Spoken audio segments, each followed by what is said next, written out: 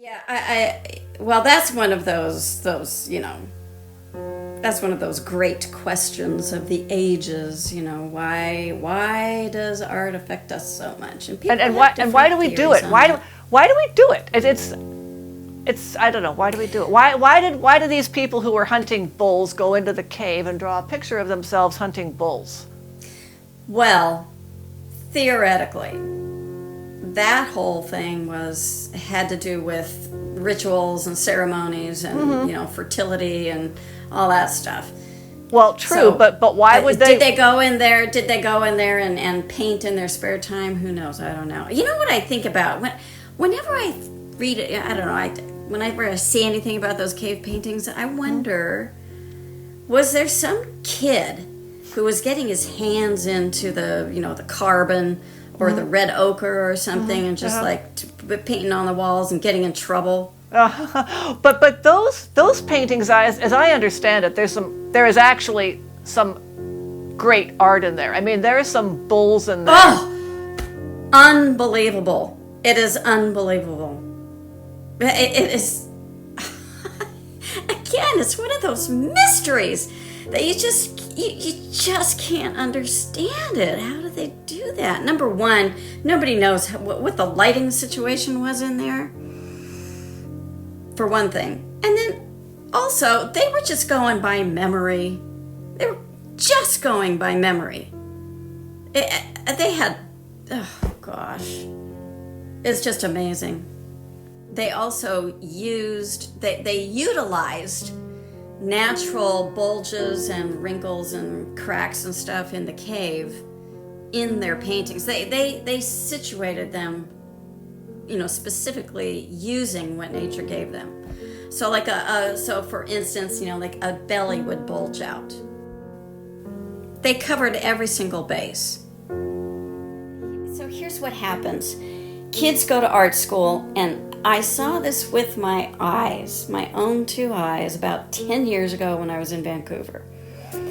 And there's a very a real solid art school up there called Emily Carr. Emily Carr was an incredible painter. She was Canadian. She was, the famous Canadian painter, and she is justifiably celebrated in Canada. And anyway, there's an art school named after her. I think she may have established it, in fact. This was about 10 years ago. I went to a show of first-year art student work. It was the end of the year, and it was, at the end of their first year, and they all had a project. And they all had to have they all wrote up a little paragraph or two and, posted it next to their project. I cannot tell you the number of people, of kids, of students who said things like, when I came to art school, I was so happy. I thought the world was wonderful, and I loved everybody, and everybody loved me. And now I understand that the world is full of hunger and desperation and despair and doom and gloom. And I am going to incorporate all of these things into my artwork because the world sucks. There is no hope. There is no love. It was just a testament to what a culture can do to an artist. Actually, a young impressionable artist. Okay, I wouldn't say not necessarily a culture, but some elites, the cultural elites can do. The cultural elites, yes. So now this is they destroyed these people. Mm-hmm. They destroyed these artists. They were young artists. They are destroyed. I would call that practically homicide. I mean, do you think that spiritual homicide? Okay, yeah. Spiritual homicide. Do you think that an entire generation of artists is being trashed right now? I would say so. The ones, at least the ones that are going to these art schools, and that art school, I only single it out because that's the one that I saw it with. Mm-hmm. But they all do this. Fine art schools are not about fine art. They are not. They just are not. They're about politics? Yes. Okay, they're about politics. And well, tell me, do you see this reflected yet in the fine art that's being produced right now by younger artists? Have you seen the? That's what I mean. Yeah, that's what I mean. That's what I mean. It's all a bunch of doom and gloom. It's despairing, and that stuff has an impact. You know, visuals have an impact. So I made a career out of art, and during that career, I had an opportunity several times to teach art. And I always used to tell my students, because people say, you know, what is the purpose of art? You know, what are we doing here? What is the point? And I would always tell them, okay, the purpose of art is to improve the human condition. And whatever, because I would tell them, you know, you have this gift. People think it's magic. People think that what you can do is like magic. But I would tell them, you have this gift, and you didn't do anything to deserve it. It was just given to you at birth. So you have a responsibility. You have an obligation to use it in a positive way. Because I see so much. I tell them that they have an obligation to use it in a positive way, because that is what's going to make people happy. And happy people don't do bad things, you know, and the world is a better place when people are happy. And good artwork can make people happy. And bad artwork can make people sad and mad and depressed. Not just artwork that's like low quality, but you're talking about artwork. No. You're right. I'm talking about the deliberate ugliness that we see so much of. It makes people, it depresses people. I'm curious, how did your students react to that when you said that? Well, you know, they were just sitting there listening. I don't remember ever there having been a debate about it or people asking questions or anything. I think they just took it in. Maybe some of them heard it, maybe some of them, you know. For all I know, I was just, you know, that lady up there saying blah, blah, blah. I'm wondering also, do you feel that art can improve an individual? Do you uplift the consumers? Okay. Yes. I mean, artistic creativity, like the act of creativity can improve an individual? Yes. Enlighten me, yes? Yes, because it puts you in touch. Yes, it's enlightening. It puts you in touch with something that we can't, it's so intangible, but it's so present in our lives. You just can't touch it. But it's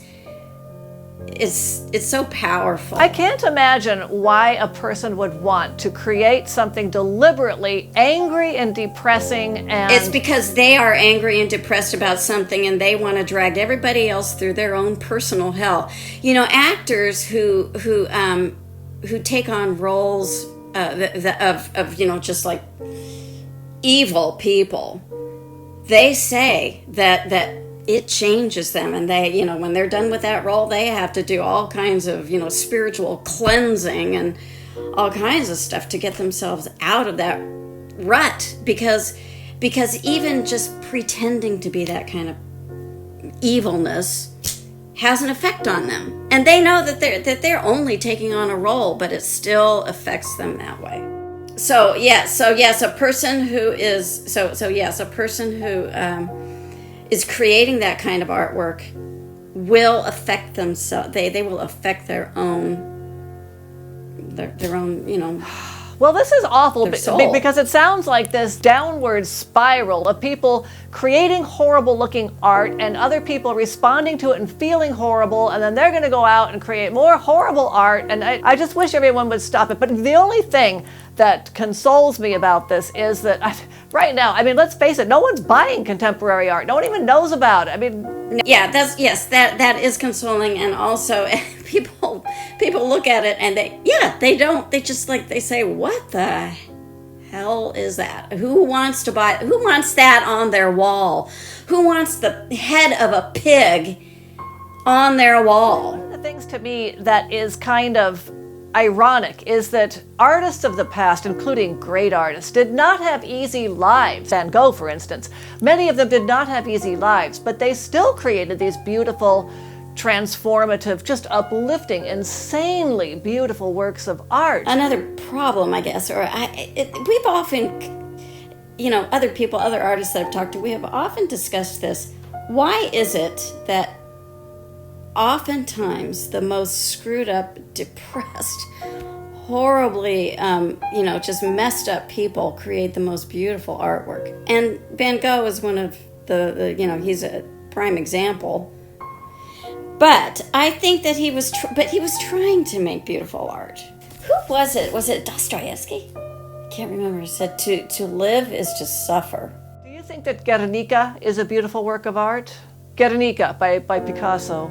So then we get into another whole phase. I wouldn't say, no, I would say it's not a beautiful artwork, but I would say, as with all of Picasso's stuff, I find so much creativity and so much beauty in pieces of it.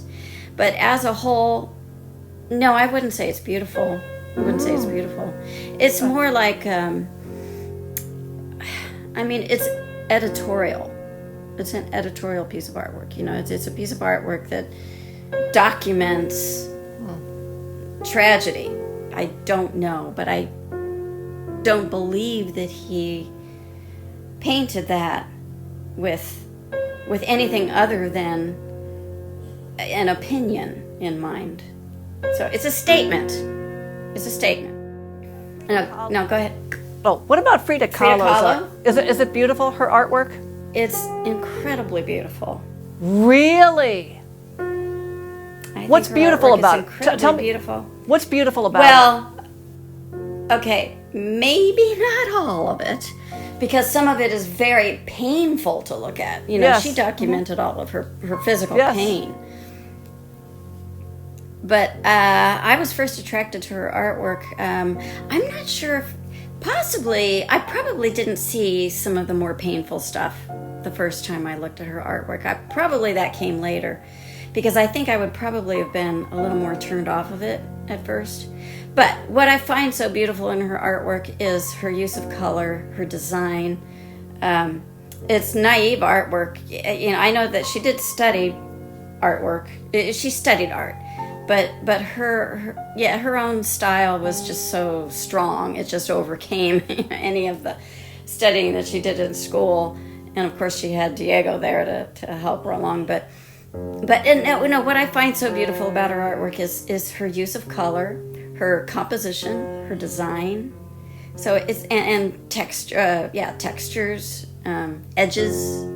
Her use of edges. The way she deals with it. It's her technique is so beautiful, and like I say, I love the color. You could turn her paintings upside down and they would be just as beautiful to me, because the quantity and the areas, the quantities of color are just as beautiful sideways or upside down. Okay, you're talking about her. Yeah, go ahead. Yes, but. Yeah, okay, but right side up you can see the subject matter. And quite frequently for me, that subject matter is absolutely gorgeous, because she did a lot of her self-portraits were, just like your average. A lot of her self-portraits did not include, some weird dream or crutches or spikes, or nails driving through people and right. Okay, this is what I wanted to ask you. I was just going to say, you were talking about her technique, her skill, her craft. That's what makes all her paintings so beautiful. And then I was going to ask, but what about her subject matter? And what about this? I'm going to ask you now, what about the subject matter that is so uniquely Frida Kahlo, or that is uniquely Frida Kahlo? The spikes and the nails and the corsets and just that solemn face, just that those eyes looking at you like, oh yeah. You think you've got whatever, but right, yeah, you think you got a problem? Yeah, I lost my virginity to a steel pole when I was 16. I went through heavy duty Frida Kahlo phase. It's a heavy duty Frida Kahlo phase. So maybe I really love her artwork. I just love it. Even the painful stuff is painful to look at, but I know what she was going through. And I don't know. I think that, she did so much to conquer that. I think that's what I respond to. Because there is a monumentality about, she conquered her physical problems. Oh, okay. She fought them. Yeah. She continually fought. Yes. Yeah, she was in an eternal battle with her physical problems. Yes. And there's no way that was not going to come out on a canvas, not given her personality and her talent level. That was going to come out on a canvas. So I don't see her artwork as being deliberately depressing. A deliberate downer, deliberately ugly. It's, to me, I can look at her artwork and I can see what she was dealing with and how she conquered it. So it seems that these artists of these people we've been talking about, and I'm going to throw in two other artists from other art forms that I really like, Beethoven and Emily Bronte. And it seems that these artists' first impulse, their first imperative was to create beauty. They were creating beauty, but they had to use what they were given. Like, here's your life, here's your world, now use that to create beautiful works of art that people will experience with a sensation of awe and love.